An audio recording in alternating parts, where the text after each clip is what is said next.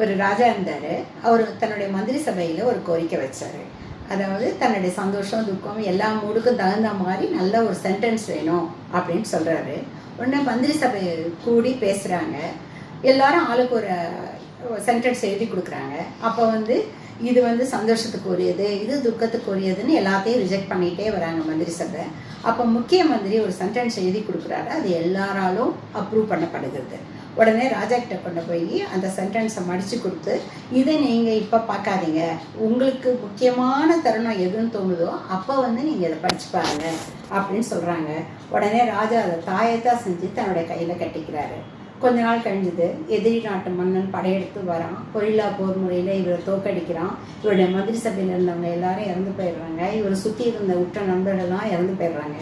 இவர் தன்னை காப்பாற்றிக்கிறதுக்காக காட்டில் போய் வனவாசம் செய்கிறாரு தன்னுடைய குடும்பத்தோட.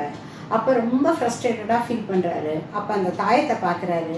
இதில் என்ன எழுதி கொடுத்துருக்காங்கன்னு பார்ப்போம்னு சொல்லிட்டு அதை பிரித்து பார்க்குறாரு. இதுவும் கடந்து போகும் அப்படிங்கிற வார்த்தை அதில் இருக்குது. அதை பார்த்தோன்னே இவருக்கு ஒரு புதிய தன்னம்பிக்கை வருது. மறுபடியும் படத்திரட்டுறாரு. மறுபடியும் போர் செய்கிறாரு. தன்னுடைய நாட்டை மீட்டெடுக்கிறாரு. மிக சந்தோஷமான தருணத்தில் இருக்கார் அவர். அப்போ மறுபடியும் தன்னுடைய தாயத்தை பார்க்குறாரு.